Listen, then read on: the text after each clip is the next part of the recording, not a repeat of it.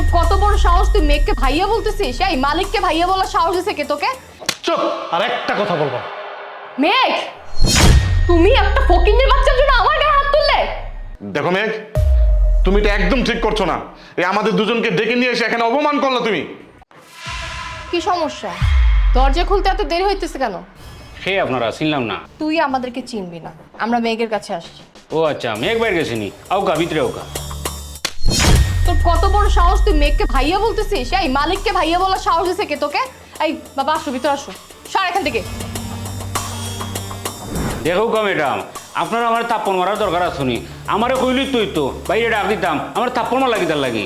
এই শোন, এত জোরে আমার সাথে কথা বলবি না। আমি এত জোরে কথা বলা পছন্দ করি না। তুই একটা সামান্য চাকর হয়ে আমার সাথে এভাবে কথা বলতেছিস? একটা চর দিছি তোর গায়ে লাগেনি নাকি আরেকটা চর দিব? আচ্ছা হুনুকা, আপনারা কি তার লাগি একজন কোনছেন আমারে? আরে বেটা, এটা আমার মেয়ে। আমি এখানে এসেছি মেঘের সাথে আমার মেয়ের বিয়ের প্রস্তাব নিয়ে। এবার বুঝতে পেরেছিস তো আমরা কেন আসছি? আমার বাবা আর আমি এ বাড়িতে আসছি। ধর আমি এ বাড়ির মালকিন, কিছুদিন পরে মেঘের সাথে যখন আমার বিয়ে হয়ে যাবে তখন আমি এ বাড়ির মালিক। সো আমার সাথে ঠিক মতো কথা বল। তুই ভুলে যাস না যে তুই কার সাথে কথা বলতেছিস। মেঘের ওয়াইফ মানে আমি এ বাড়ির মালিক, ওকে? শোন, যা হয়েছে হয়েছে। তোর সাথে কথা বলে শুধু শুধু টাইম ওয়েস্ট করার মতো সময় আমার একদমই নেই। তুই একটা কাজ কর, তুই মেঘকে ডেকে নিয়ে আয়, যা। আচ্ছা আচ্ছা আচ্ছা, আপনার এখন বউকা ভাই একটু ব্যস্ত আছেন, কাম শেষ করি আপনারা খান্দা তাইবানি। এই ফকিন্নির বাচ্চা, একদম চালাকি করার চেষ্টা করবি না। তুই কি ভাবছিস? হ্যাঁ, তোর চালাকি আমি বুঝতেছি না? আমি অনেক বোকা? তোকে আমি একটা চর মারছি বলে তুই এখন আমাকে এখানে বসায় রাখবি? তোর মতো একটা চাকরের কথা শুনে আমার এখানে ওয়েট করতে হবে? সেটা কোনোদিনও সম্ভব না। তুই ভালো ভালো যে মেঘকে যে বল যে আমি আসছি আর আমার বাবা আসছে দেখা করার জন্য, যা। আচ্ছা হুনুকা, বাইরে আগে খাম শেষ হোক, তারপরে তাই নাইবা। এখন আমি ডাক্তার উঠতে পারতাম না। তোর কত বড় সাহস, তুই আমাকে না বলে দিস? তুই আমাকে না বলতেছিস? তোর অনেক সাহস হয়ে গেছে তাই না? তুই আমার মুখে মুখে তর্ক করতেছিস। তোকে একটা চর দিছি হয় নাই না? তোকে এখন যদি আমি না মারছি, না বেড়ে যদি এই বাড়ি থেকে বের না করছি, তাহলে আমার নামও সুমাইয়া না। তুই দেখ আমি তোকে কি করি। এই, কি হয়েছে?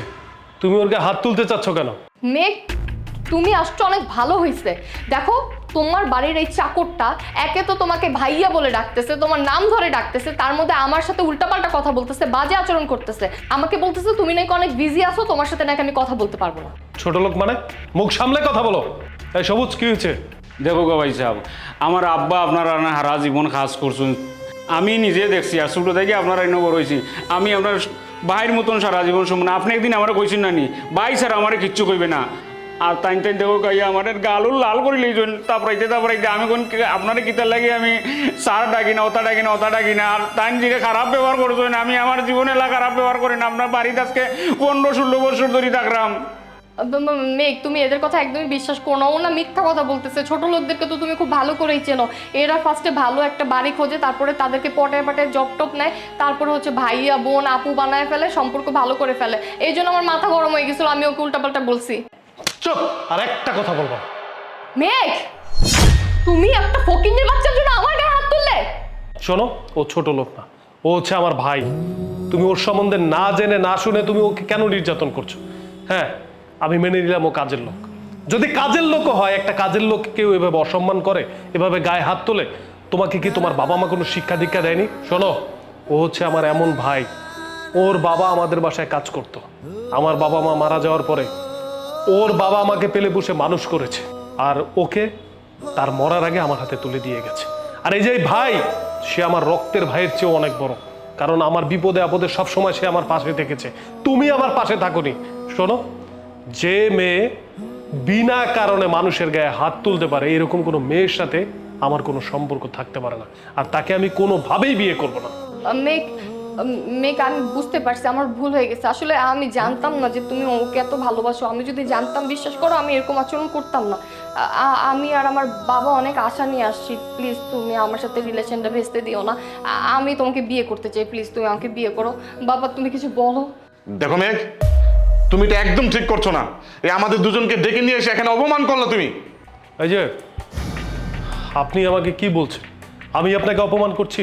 শুনুন, আগে নিজে নিজের মেয়েকে ভালো করে শিক্ষা দীক্ষা দিন, বুঝতে পেরেছেন? নিজের মেয়েকে শিক্ষা দীক্ষা যদি না দিতে পারেন, তাহলে এই মেয়ে তো মানুষ না হয়ে অমানুষ হবে। এখন তো ছোটোখাটো বিপদ হচ্ছে, এরপরে বড় বড় বিপদ এসে আপনার মাথায় পড়বে। আমি আপনার মেয়েকে কোনোভাবেই বিয়ে করতে পারবো না।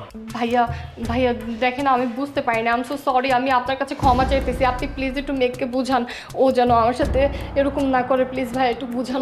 আফাও কিতা কইলা, আমি গরিব মানুষ, আমার কাছে আপনি মাফ চাইয়া লাভ কিতাইলা, ইটা তো আমি বুঝতাম না। বাইয়ে বুঝবা বাইরের বিষয়, বাইরের কাছে আপনি মাফ চাওক, আমার কাছে মাফ চাইয়া লাভ নাই। তাই যদি মানি নেই তো আমার কোনো সমস্যা নাই। পয়সা আমি কিতা কইতাম, আমার এটা বেরেঙ্কালি বেদালে বলাই না জানো। মেঘ প্লিজ তুমি আমাকে এভাবে তাড়া দিও না, প্লিজ মেঘ শোনো, আমার ভুল হয়ে গেছে, একটা সুযোগ দাও তুমি আমাকে। সবুজ, আমার আর কিছু বলার নেই। তুই একটা কাজ কর, যেহেতু বাসায় মেহমান এসেছেন, মেহমানকে পানি না খাইয়ে বাসা থেকে যেতে দিতে হয় না।